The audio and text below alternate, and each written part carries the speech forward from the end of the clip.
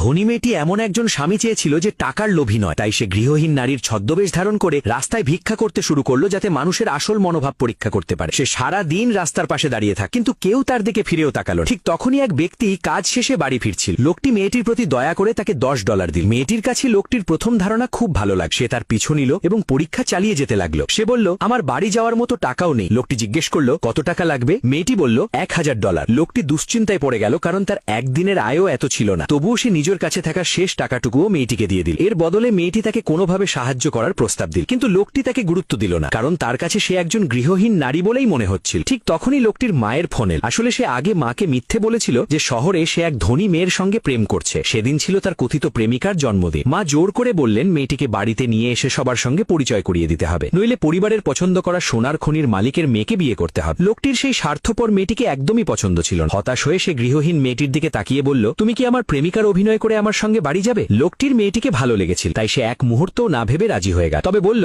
আগে আমাকে পোশাক বদলাতে দাও, নইলে সবাই বুঝে যাবে। লোকটি তাকে একটি শপিং মলে নিয়ে গেল। পোশাক বদলানোর পর মেয়েটির চেহারা আর ব্যক্তিত্ব পুরোপুরি বদলে গেল। তাকে দেখে লোকটি একেবারে স্তব্ধ হয়ে গেল। তারপর দুজন হাত ধরে লোকটির বাড়িতে গেল। ছেলেকে প্রেমিকা সহ দেখে মা ভীষণ খুশি হলেন। ঠিক তখনই আরেকজন মেয়ে সেখানে এসে হাজির হলো। সে $500 একটি চেক এবং একটি বিলাসবহুল গাড়ি উপহার দিল। কিন্তু গৃহহীন সেজে আসা মেয়েটিকে দেখেই তার আচরণ বদলে গেল। সে মেয়েটির পরিচয় নিয়ে প্রশ্ন তুলল। মা বললেন, এ আমার ছেলের প্রেমিকা। সে নিজেও একজন ব্যবসায়ী নারী। কিন্তু সেই মেয়েটি উপহাস করে বলল, আমি কখনো কোনো ব্যবসায়িক অনুষ্ঠানে তাকে দেখিনি। স্পষ্টই বোঝা যাচ্ছে সে ভুয়া। মেয়েটি মনে মনে ভাবল, সব বড় ব্যবসায়িক সম্মেলন তো তার নিজের সংগঠনই আয়োজন করে। তবুও সে শান্তভাবে উত্তর দিল। ঠিক যখন সেই মেয়েটি আরো ঝামেলা করতে যাচ্ছিল, তখনই কয়েকজন গুন্ডা বাড়ির ভিতরে ঢুকে পড়ল। তারা বলল, আমরা এই বাড়ি ভাঙতে এসেছি, কারণ আমাদের পেছনের সবচেয়ে ধনী গ্রুপের সমর্থন আছে। ভয়ে লোকটির মা সেই মেয়েটির কাছে সাহায্য চাইলেন। নিজের পরিচয় গোপন রাখতেই মেয়েটি বলল, আমি সবচেয়ে ধনী গ্রুপের একটি শাখার ম্যানেজার। কিন্তু গুন্ডারা তার কথা বিশ্বাস করল না। তারা যখন হামলা শুরু করতে যাচ্ছিল, তখন মেয়েটি সামনে এগিয়ে এসে নিজের আসল পরিচয় প্রকাশ করল। সে জানিয়ে দিল